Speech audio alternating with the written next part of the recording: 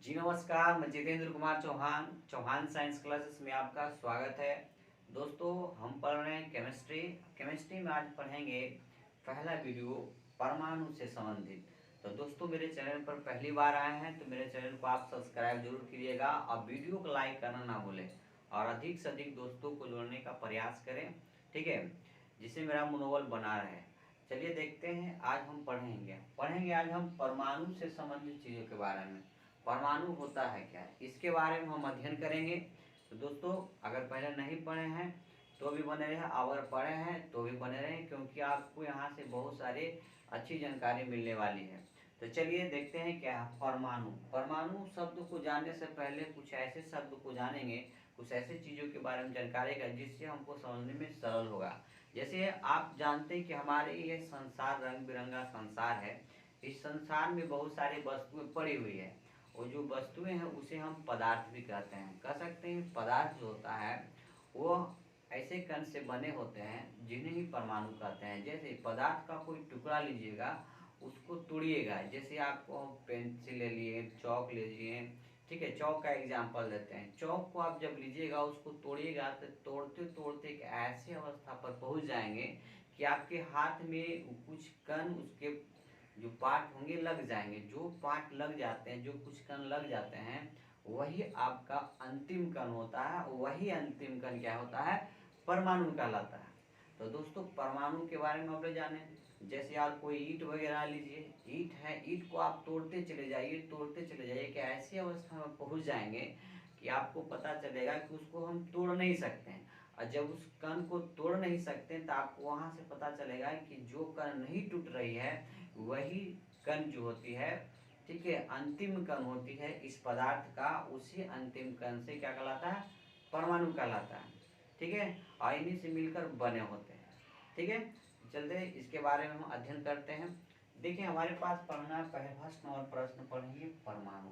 परमाणु क्या है? परमाणु हजारों वर्ष पहले, सबसे पहले महर्षि कणाद ने इसका ज्ञान दिया था।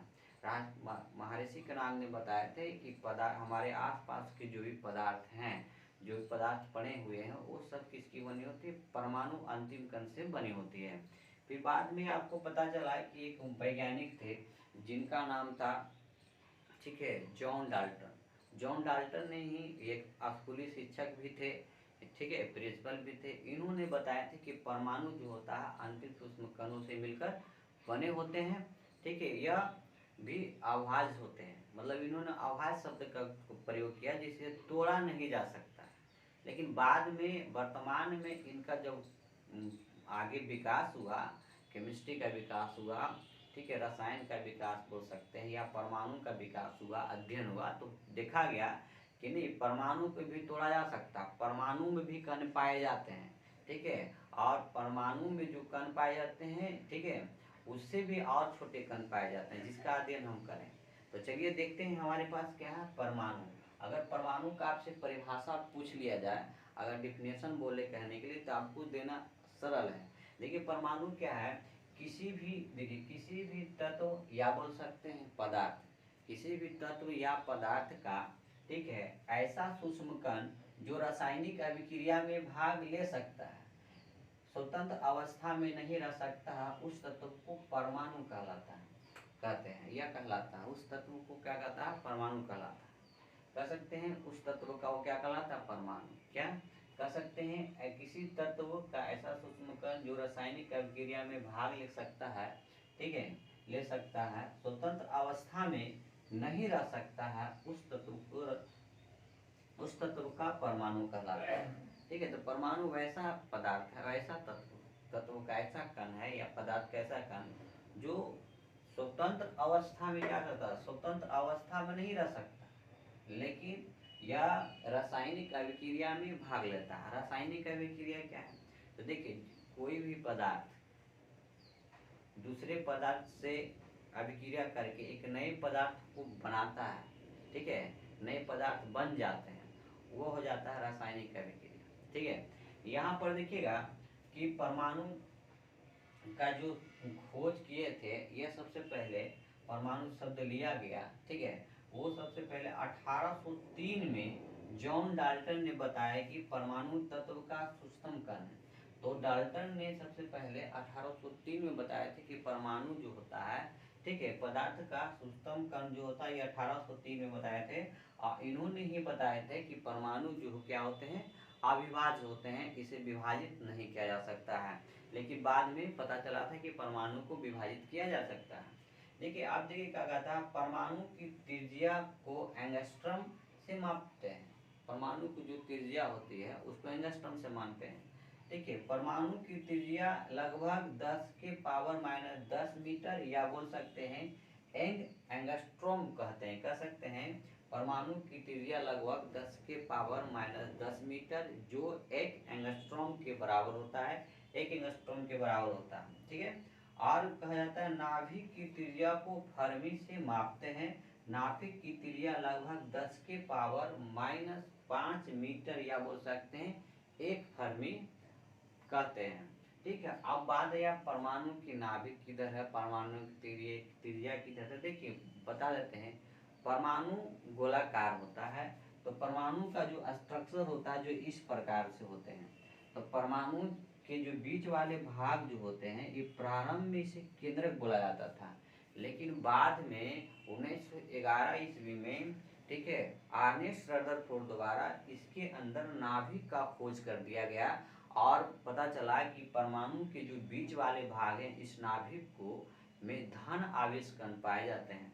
तो आपको पता चला इस वाले भाग को हम, बीच वाले भाग को नाभिक कहते हैं। और ये नाभिक शब्द जो दिया गया, ठीक है, ये अर्नेस्ट रदरफोर्ड द्वारा दिया गया था, ठीक है। फिर इसमें पता चला कि परमाणु के ये बीच वाले भाग जो होते हैं ये धन आवेशित होते हैं, और ये धन आवेशित में इसमें जो होता है प्रोटॉन और न्यूट्रॉन पाया जाता है।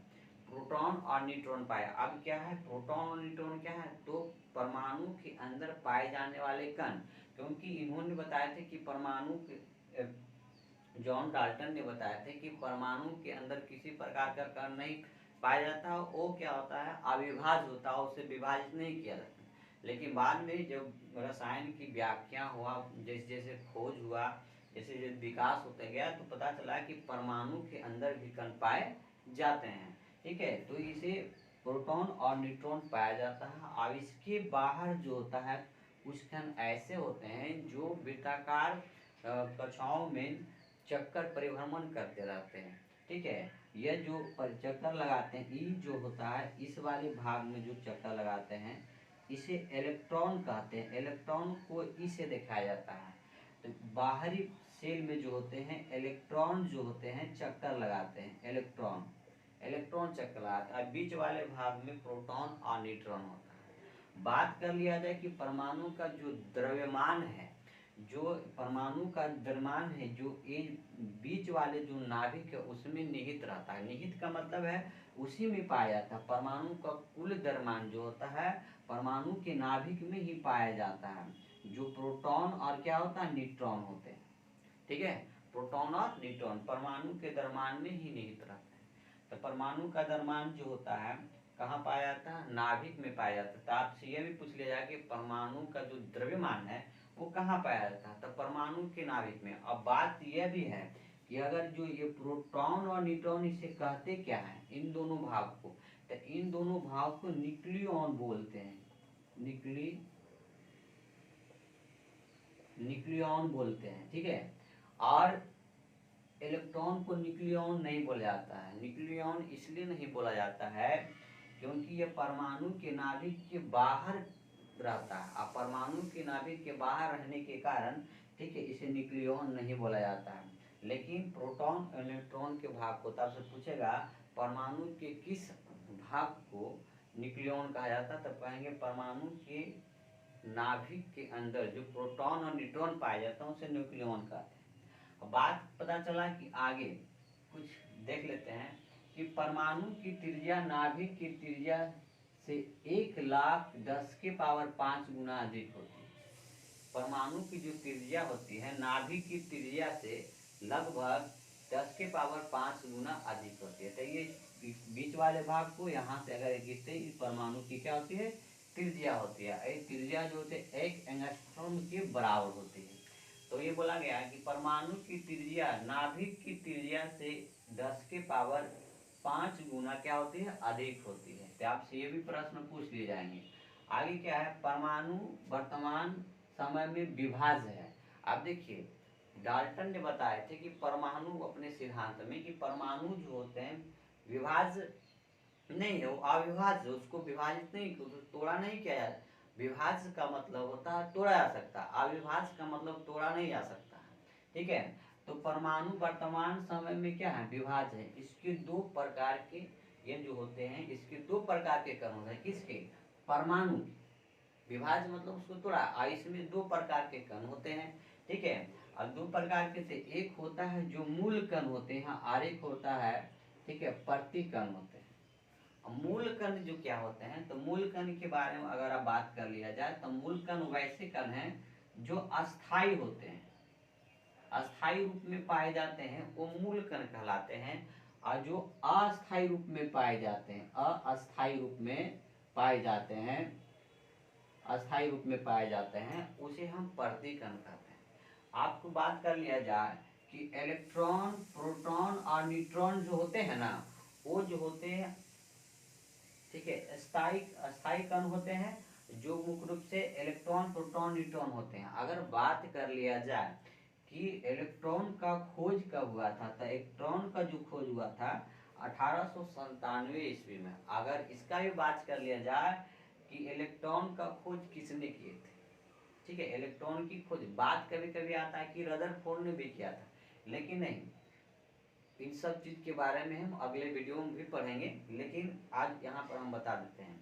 देखिए यहाँ पर इलेक्ट्रॉन और प्रोटॉन और न्यूट्रॉन, तो इलेक्ट्रॉन का खोज जो हुआ था 1897 ईस्वी में, प्रोटॉन का खोज जो हुआ था 1886 ईस्वी में, और न्यूट्रॉन का जो खोज हुआ था 1932 ईस्वी में हुई थी। ठीक है, ये तीनों डाटे याद रखिएगा, डायरेक्ट एग्जाम में पूछ लिए जाते हैं कि इलेक्ट्रॉन का खोज कब हुआ था, प्रोटॉन का खोज कब हुआ था, न्यूट्रॉन का खोज कब हुआ था। अब देखिएगा, अब आपसे पूछा जाता है कि इलेक्ट्रॉन का खोज किसने किया, तो इलेक्ट्रॉन का खोज, इसका कुछ ट्रिक होते हैं, ये अब ट्रिक से भी कर सकते हैं, नहीं तो डायरेक्ट याद रख सकते हैं। तो इलेक्ट्रॉन की जो खोज हुई थी, इसका खोज जे थॉमसन ने किया था, या तो बोल सकते हैं जे टॉमसन ने किए थे। ठीक है, प्रोटॉन को खोज अगर आपसे पूछा जाए किसने किया था, तो प्रोटॉन का जो खोज किए थे गोल्डस्टीन ने किए थे, और न्यूट्रॉन का जो खोज किए थे जेम्स चैडविक ने किए थे। ठीक है, तो आपसे ये पूछा जाए कि इलेक्ट्रॉन का खोज कब हुआ और किसने किया, तो अभी भी बता दिया गया इलेक्ट्रॉन का खोज, ठीक है, 1897 ईस्वी में जे थॉमसन ने, प्रोटॉन का खोज 1886 ईस्वी में किसने किसने किया था, गोल्डस्टीन ने, न्यूट्रॉन का खोज 1932 में जेम्स चैडविक ने। तो ये सारी चीज आपकी डाटा याद रखना होगा। बात कर लें प्रतिकण, ये प्रतिकण जो होते हैं अस्थायी होते हैं। अस्थायी का मतलब इसमें पॉजिट्रॉन पाया जाता है, एंटी प्रोटॉन पाया जाता है, एंटी न्यूट्रॉन पाया जाता है, मेसॉन, इसके अलावा और भी कण पाए जाते हैं। ठीक है, तो आपको यह पता चला है कि परमाणु क्या है, विभाज्य है। परमाणु को अविभाज्य नहीं कर सकते हैं, उसे विभाजित कर सकते हैं, उसे तोड़ा जा सकता है। ये आधुनिक वर्तमान में जो वैज्ञानिक थे उन्होंने बताया, लेकिन डाल्टन ने बताया थे परमाणु क्या होते हैं, अविभाज्य होते हैं। तो ठीक है, तो परमाणु के बीच वाले भाग को हम लोग क्या कहते हैं, नाभिक कहते हैं। ये हमने नाभिक का खोज किसने किया था, तो रदरफोर्ड ने किया था। इसका खोज किसने किया था, रदरफोर्ड ने किए थे। किसने किया, रदरफोर्ड। और ये कितना हुआ था, 1911 ईस्वी में किया गया था। तो आपसे पूछ लीजिएगा कि नाभिक, परमाणु के अंदर नाभिक शब्द किसने दिया था, अर्नेस्ट रदरफोर्ड। कितना, 1911 ईस्वी में। आपसे पूछा जाए कि नाभिक के अंदर कौन कौन से कण पाए जाते हैं, प्रोटॉन, न्यूट्रॉन पाए जाते हैं। बात एक चीज और आती है, ये इलेक्ट्रॉन जो होता है परमाणु के बाहरी सेल में होते हैं। और देखिए इस वाले भाग को, परमाणु के जो बाहर वाला सेल होते हैं, इसे कक्षा बोलते हैं, या सेल भी बोला जाता है, या ऑर्बिट भी बोलते हैं। ठीक है, आगे पढ़ेंगे।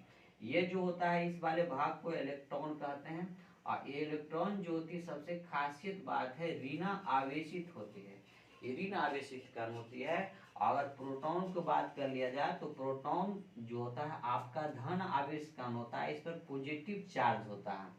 और अगर न्यूट्रॉन की बात कर लिया जाए तो यह न्यूट्रल होता है, ये उदासीन होता है, विद्युत का कोई आवेश नहीं होता है इस पर। तो आपसे ये भी पूछा जाता है इलेक्ट्रॉन कैसा कण है, प्रोटॉन कैसा कण है, धन आवेश ऋण आवेश, तो आपसे ये बात कर लिया जाए। ठीक है, परमाणु के अंदर जो बीच वाले दो भाग होते हैं जैसे प्रोटॉन न्यूट्रॉन होते हैं, दो कण पाए जाते हैं, उसे न्यूक्लियॉन भी कहा जाता है, और इलेक्ट्रॉन को न्यूक्लियॉन नहीं कहा जाता है। तो ये सब चीज़ें आपको याद रखनी होगी। तो दोस्तों वीडियो लंबा ना हो इसलिए हम यहीं पर समाप्त करते हैं। अगर मेरा पढ़ा हुआ अच्छा लगा होगा तो मेरे वीडियो को लाइक एवं शेयर जरूर कीजिएगा और अधिक से अधिक दोस्तों को जोड़ने का प्रयास कीजिएगा। फिर मिलते हैं अगले वीडियो में। जय हिंद।